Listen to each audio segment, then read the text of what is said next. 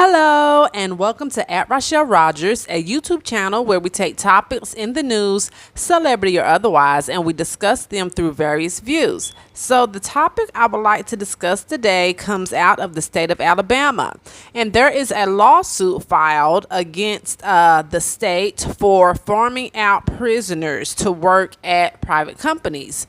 So in December of 2023, the lawsuit was filed, and the plaintiffs are former prisoners, current prisoners, along with the Union of Southern Service Workers, Retail and Wholesale, the Department Store Union, Mid-South Council, the Woods Foundation, and that is a nonprofit that provides investigative services to people with wrongful convictions or excessive sentences. So all these people got together and filed a suit against the state of Alabama and the Department of Corrections. Now, the defendants in this lawsuit are the governor of Alabama, Kay Ivey, State Attorney General Steve Marshall, Chair of the Board of Pardons and Paroles, Lee Gwathney, and the City of Montgomery, along with other local governments, and then, of course,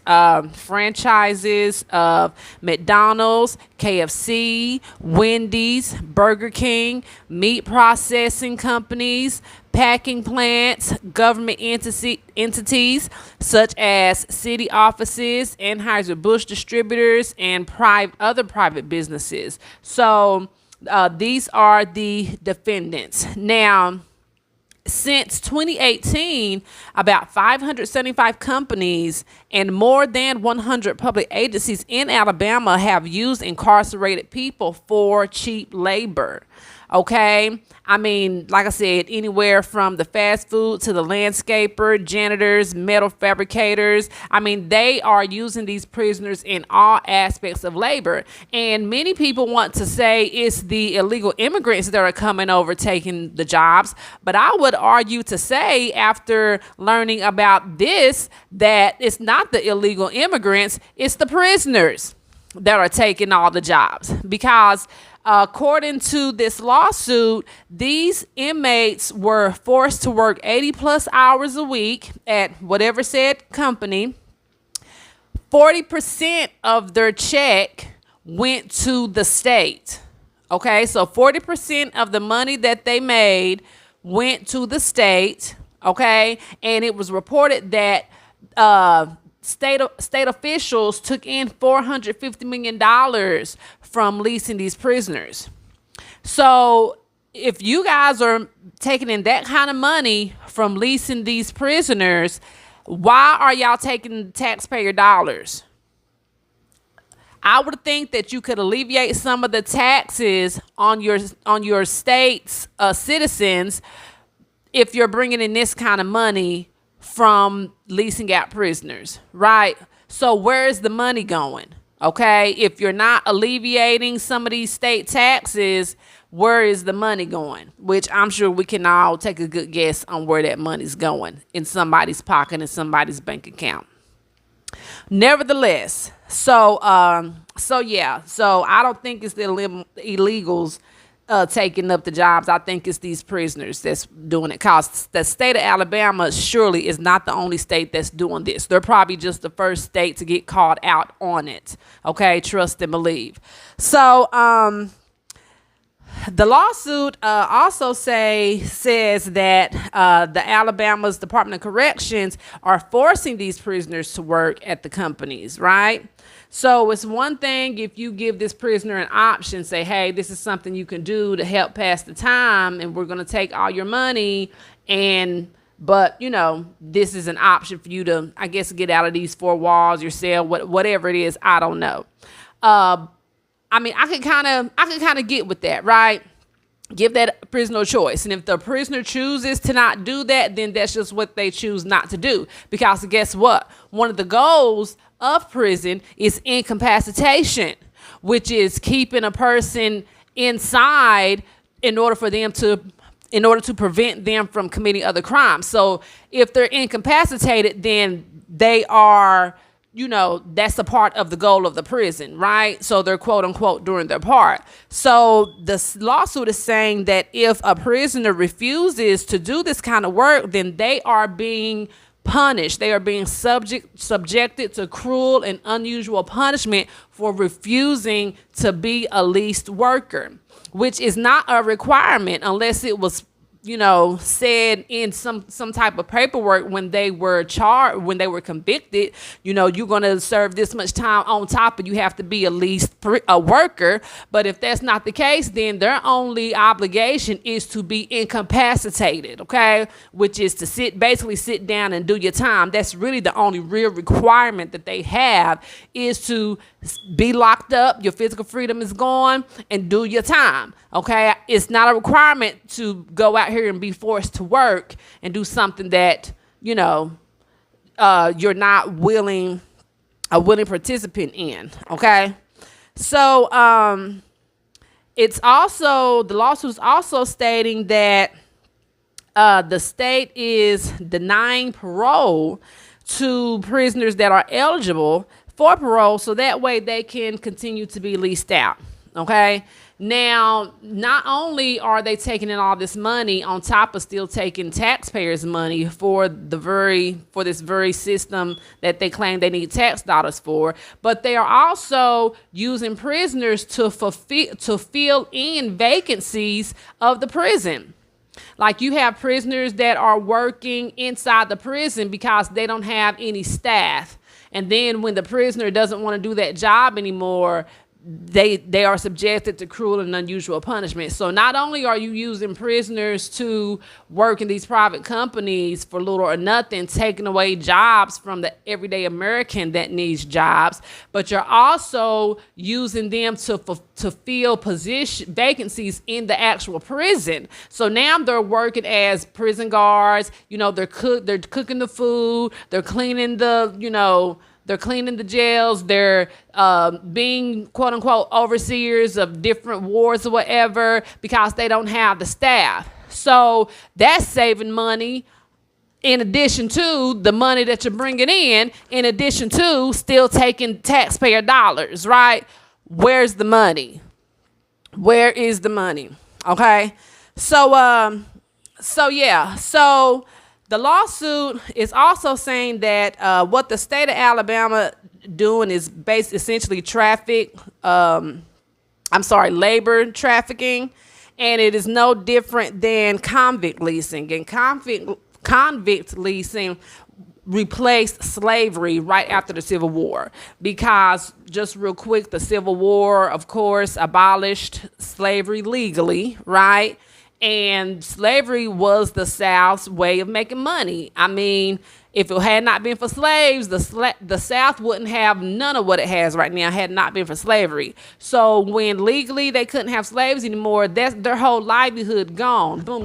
It was the same as losing your job or getting laid off, right? What am I going to do for money? We need these black people to live day to day. And if you ask me, to this day, that's why some white people, in the white culture, especially in the South, they still feel like black people owe them something. And I think it's a mindset that has been passed down subconsciously, that these black people are how we make our money, and they still belong to us. So nevertheless, the convict leasing was outlawed formally in 1941. So they couldn't do the convict leasing anymore, which was essentially just a different form of slavery. And, it was a system of forced labor. And like I said, it basically took place in the southern United States. So here we are today in Alabama, a southern state.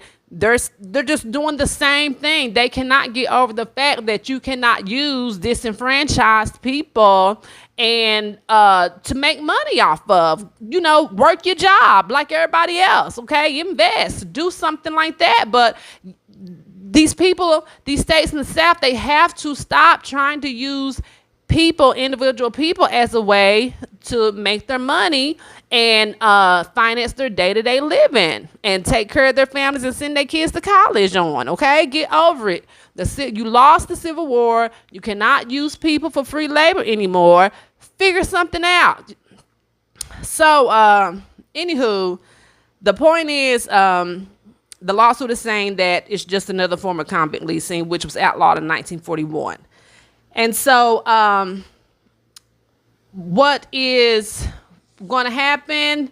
I'm hoping that, this lawsuit is successful and that they do sue these, the state and all these other defendants that are promoting and enabling this. Now, I do understand that these people have committed crimes and they are in jail for a reason. And I have no problem with people serving time for, things that they have done. You know what I mean? If you do wrong, there is a consequence. That's just what it is. So I have no problem with people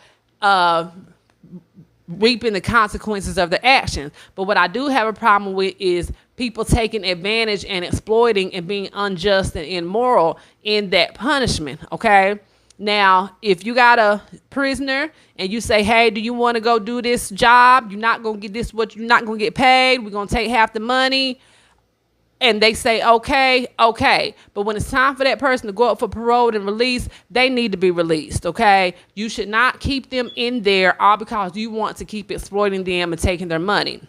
And then I would venture to say another point of being in jail is rehabilitation, right? So rehabilitation is not only mental, but it's also physical. So if a person is in jail, for instance, maybe for, they owe money, maybe back child support or they owe somebody, they had a laundering scheme or whatever.